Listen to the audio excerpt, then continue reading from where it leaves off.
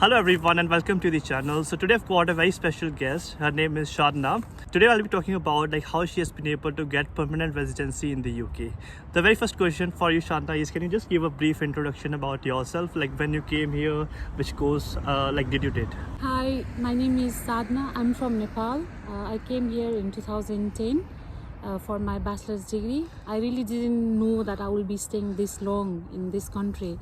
So first I did was two courses in college that was called HNC and HND. That's like a higher national diploma. Yeah. And after that we got 2 years PSW Yeah. from the same college, Motherwell College. Now it's changed the name to New Lanarkshire College, something like that. And after 2 years PSW, we came to Glasgow Caledonian University with 2 years masters and 2 years DVA. So that's how I came on a 10 years route as a student visa. Just to kind of summarize, so she did 4 years of her bachelor's, Yes. then 2 years of PSW. PSW, yes. So we got 6 years and 2 years of your master's, Yeah. and 2 years of DBA. DBA. That's like a below level of your same PhD category, Yeah. but different than the PhD. It's called DBA. It's like some people who really don't get the visas or been selected for PhD, they can go on a DBA. Yeah. So what do you think about now? 10 years is quite a long time to get a permanent residency in the UK. And the other option is a 5-year route, where once you finish your degree, let's say if you come here for masters, you can straight away, if you get a sponsorship from a company, you have to stay for 5 years as a worker visa, and you'll be able to get permanent residency. So what's your opinion? Is it easy to get the sponsorship from a particular company?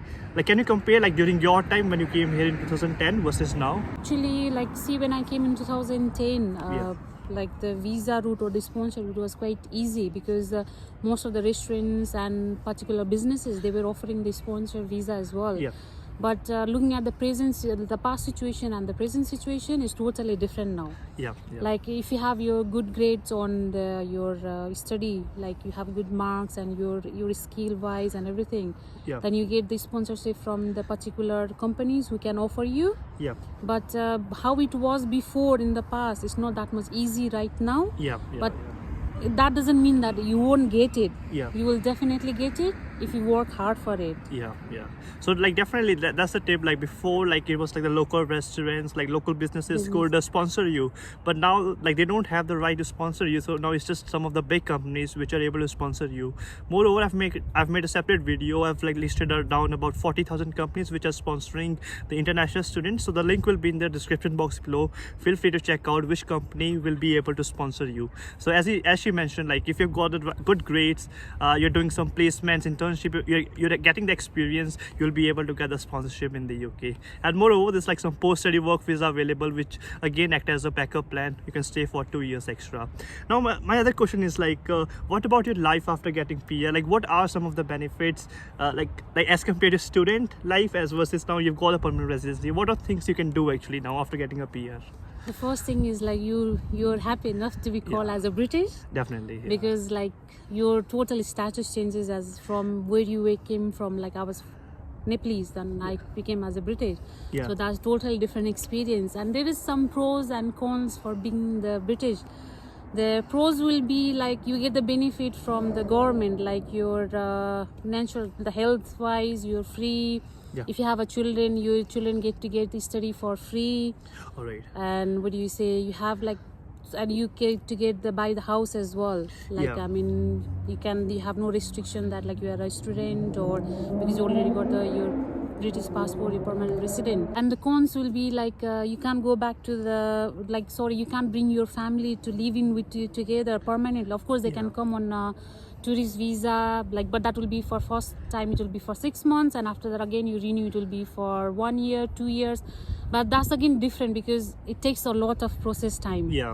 And of course you miss your family. And after being a British, that again the cons is you have to apply as a tourist yourself.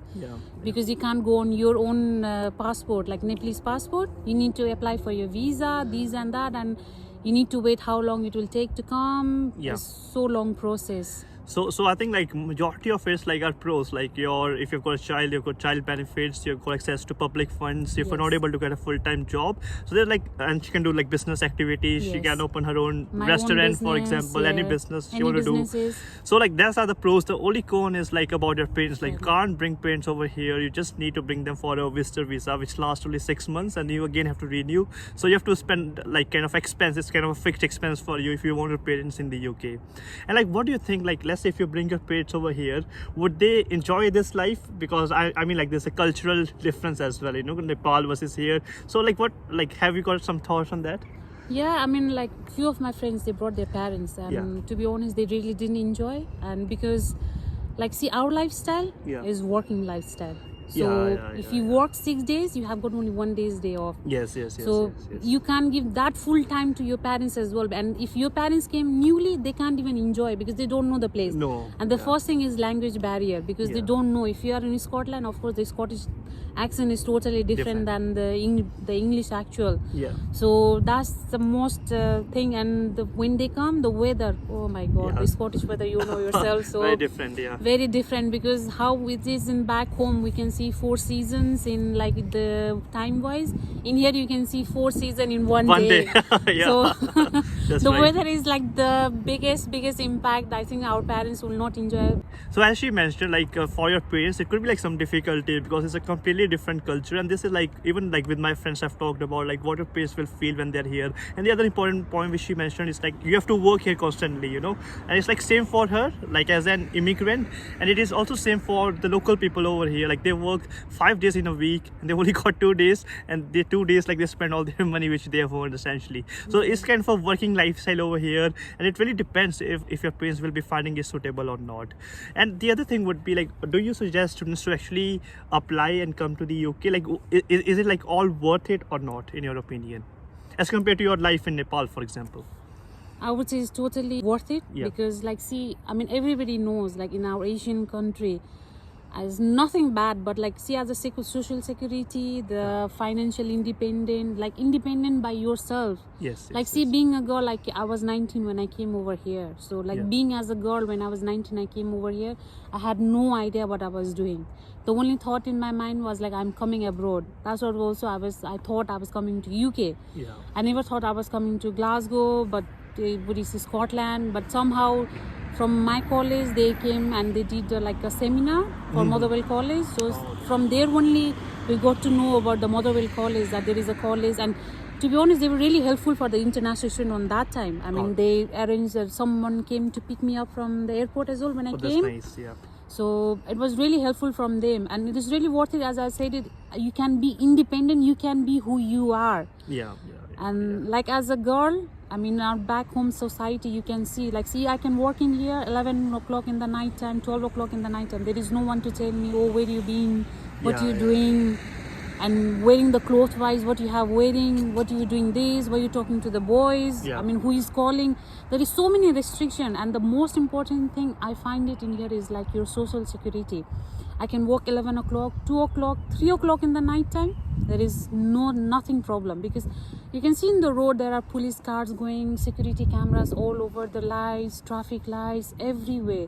The social security in here is so nice, and the most important thing for anybody coming in here is they can be who they want to be in here. Like definitely, like I'm right now like a student, but like I'm like financially independent. Like I can do whatever I want. I can Exactly. like, for example, right now it's like about 10:30.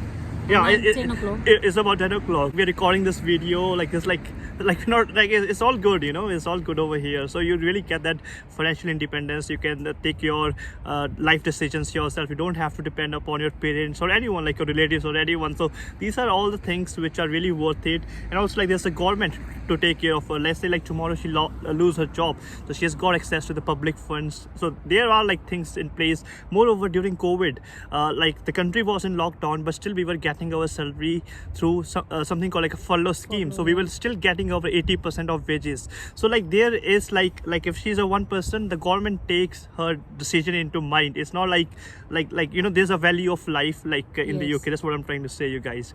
So, and any last message for the students?